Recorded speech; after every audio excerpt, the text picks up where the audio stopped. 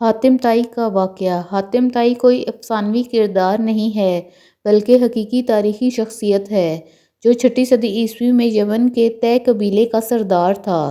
حاتم کا پورا نام حاتم بن عبداللہ بن سعد ابن اعظم الطائی تھا۔ حاتم کی ماں نہایت ہی دولت مند اور سخی خاتون تھی جن کی وفات کے بعد حاتم کے بھائیوں نے اس کا مال روک لیا اور حاتم پر بے شمار ظلم ڈھائے۔ حاتم کو سخاوت وراثت میں ملی تھی، یہی وجہ تھی کہ وہ جوان ہو کر نہایت ہی سخی شخص ثابت ہوا۔ حاتم نے سخاوت میں اس قدر مبالغہ کیا کہ جب وہ بچپن میں دادا کے پاس رہا کرتا تھا اس وقت وہ اپنا کھانا لے کر باہر نکل جاتا تھا۔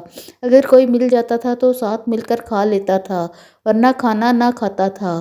یوں حاتم پورے عرب میں مشہور ہوا اور اس کی سخاوت کے چرچے عام ہو گئے۔ کچھ لوگوں نے حاتم کی سخاوت کے بہت سے قصے گھڑ لیے لیکن اس کے باوجود حاتم کی سچی حکایات اس کی سخی شخصیت کی دلیل ہیں۔ عرب میں جبل سمرہ کی چوٹی پر واقع ایک مقام تھا جہاں حاتم رات کے وقت آگ جلایا کرتا تھا تاکہ علاقے سے گزرنے والے لوگوں کی رہنمائی حاصل ہو سکے۔ اس مقام کو آج حاتم طائی کا آتش دان کہتے ہیں۔ یہ علاقہ آج بھی آثار قدیمہ کی حیثیت رکھتا ہے۔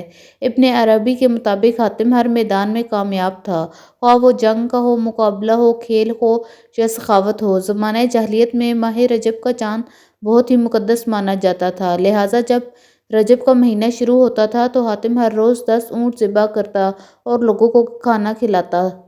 یوں تو حاتم کی سخاوت اور فراخ دلی کے قصے بہت سارے ہیں لیکن چند ایک جو بہت ہی مشہور ہے کہ روم کے بادشاہ قیصر کے دربار میں ایک دن حاتم طائی کی سخاوت کا تذکرہ ہوا۔ ایک شخص نے بتایا کہ حاتم کے پاس عمدہ نسل کے گھوڑے ہیں جو نہایت ہی خوبصورت ہیں۔ حاتم کی تعریف سن کر بادشاہ نے کہا، جب تک کسی آدمی کو آزمایا نہ جائے اس وقت تک اس کے بارے میں کوئی رائے قائم کرنا عقل کے خلاف ہے۔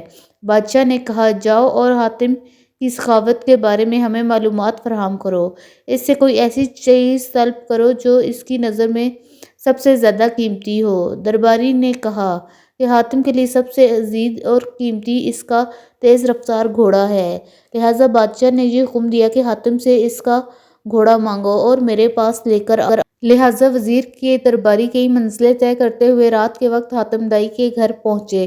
جب وہ وہاں پہنچے تو موسلادھار بارش ہو رہی تھی۔ ایسے خراب موسم میں گھر سے نکلنا نہایت ہی مشکل تھا، لہٰذا مہمانوں کے لیے کھانے کا انتظام کرنے کے لیے حاتم نے اپنے گھوڑے کو ہی ذبح کر دیا اور دسترخوان پر لذیذ بنا ہوا گوشت پیش کیا۔ صبح کے وقت جب بارش تھمی تو ان وزیروں نے کہا کہ ہمارے بادشاہ کے سامنے آپ کے گھوڑے کی بہت تعریف کی گئی، بادشاہ چاہتا ہے کہ آپ اپنا گھوڑا بادشاہ کی خدمت میں بطور نذرانہ پیش کر دیں۔ وزیر کی بات سن کر حاتم نہایت ہی افسوس کے ساتھ کہنے لگا، وہ گھوڑا تو میں نے آپ کو رات میں کھلا دیا۔ وزیر نے کہا، ہمارے بادشاہ کے سامنے آپ کے گھوڑے کی بہت تعریف کی گئی تھی، یہ بات اگر بادشاہ سنے گا تو وہ آپ کی سخاوت کا بھی قائل ہو جائے گا۔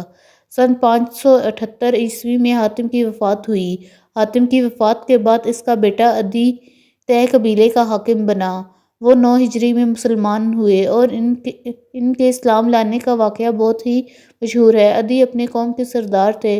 قوم پیداوار اور مال غنیمت کا چوتھائی حصہ ان کے نذر کیا کرتی تھی۔ انہیں مسلمانوں سے سخت دشمنی تھی، وہ عیسائی تھے اور اسلام کو عیسائیت کا رقیب سمجھتے تھے۔ سردار ہونے کی وجہ سے نبی صلی اللہ علیہ وآلہ وسلم کا اقتدار ان کی آنکھوں میں کھٹکتا تھا۔ یمن کے قبیلے طے نے اسلام کے خلاف بغاوت کی۔ حضرت علی ان دنوں یمن کے گورنر تھے، انہوں نے بغاوت کو ختم کیا اور بغاوت کے لیڈروں کو گرفتار کرکے مدینہ بھیجا۔ ان میں عدی کی بہن صفانہ بھی تھی، یعنی صفانہ بنت حاتم، وہ بھی نبی صلی اللہ علیہ وآلہ وسلم کے سامنے پیش کی گئی۔ انہوں نے کہا کہ میں صحیح حاتم طائی کی بیٹی ہوں، میرا باپ بھوکوں کا پیٹ بھرتا ہے اور غریبوں پر رحم کرتا ہے۔ اس پر نبی صلی اللہ علیہ وآلہ وسلم نے فرمایا، تیرے باپ میں مسلمانوں کی سی خوبیاں تھیں، اگر تیرا باپ مسلمان ہوتا تو یقیناً ہم اس پر رحم کا معاملہ ہی فرماتے۔ اس لڑکی کو رہا کر دو کیونکہ اس کا باپ اعلیٰ اخلاق کا مالک تھا اور اللہ اعلیٰ اخلاق کو پسند فرماتا ہے۔ لہٰذا نبی صلی اللہ علیہ وآلہ وسلم کے اس احسن سلوک سے متاثر ہو کر عدی اور ان کی بہن صفانہ نے اسلام قبول کر لیا۔